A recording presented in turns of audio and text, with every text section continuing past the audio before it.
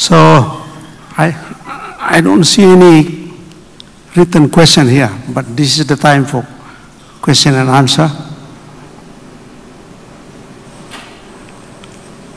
But there is one written question here from Mr. Johannes Samosir for Dr. Gan. It is good to hear the architecture of Musimas in 100% RSPO certifications. Could you elaborate the real benefit of having such certification in the light of hard work has been done by the company? I think that's the question. Yeah. Yeah, you answer. Well, thank you for the question. I think that is very relevant. Now, the benefits are many, actually. For example, the efficiency of the operation. Yeah, having got our operation standardized. Once we get the 100% certified, every PT or every plantation, we are following the same management system, same standards in terms of environment, social, and economic. So that way, we can actually standardize the operation, and also for check and balance monitoring, for continuous improvement is much easier. So internally, immediate benefits is improve in efficiency. The second benefit is reduction in wastage and losses. Yeah, for example, in the palm oil mill, by monitoring some of the operation, we could actually reduce the wastages, like the things like the even the safety part, operational safety and health. By reducing the accident rate, you are increasing the productivity and also the wastage, reducing the wastage of time. So there are many benefits actually in terms of operation. But of course, how the customer look at you, that's a different aspect. Well, the customers and the buyers of sustainable palm oil, you heard the two speakers, they would want some measurements of sustainability practices being implemented. So certification is one way to prove that we have complied to the sustainable standards that is defined by the RSPO. I hope I've answered your question.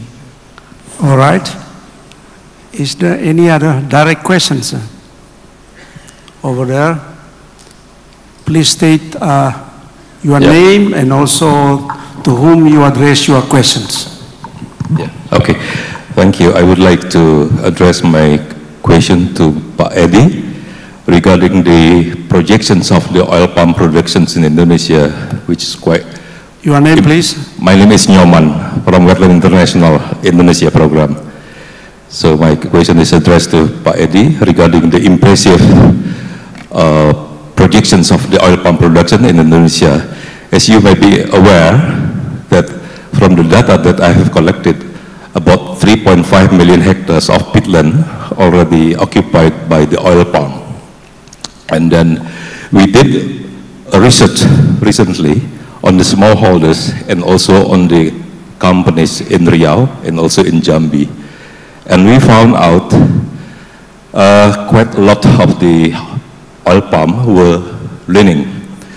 About 66% from the area, more than 4,000 hectares that we've identified, the oil palm were leaning.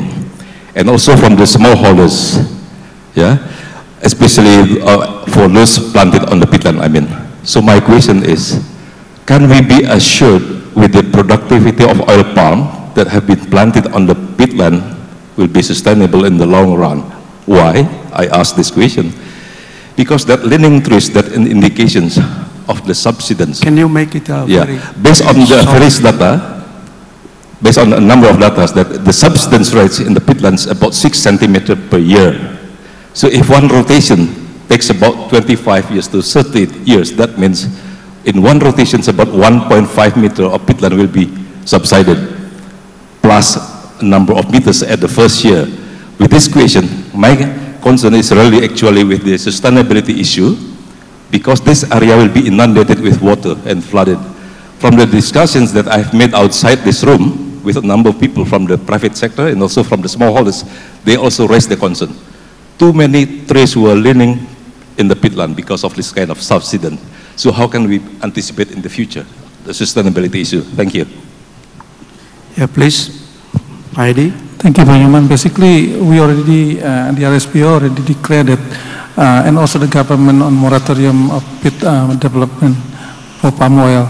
And the projection that I presented, actually there were a number of projections, and what I presented is the most realistic one. Previously, the government set a target of 8% increase of palm oil areas, and now it was revised, and for the smallholders, the growth rate stand at 5%, and then for the private sector set at the 3%, and for the state-owned company 1%. And with regard to this issue on peat soil, I believe that you are the most knowledgeable person. However, I think in the future, the percentage of palm oil growing on the peatland is going to be minimized. So I believe this production of palm oil from the peat area is going to be offset by the new development in the on the degraded land and other areas, like in Papua and also in Kalimantan. Thank you. There is congratulations from Agropalma to Musimas for achievement, which was the main challenge in certification of the smallholder scheme. Would you like to add?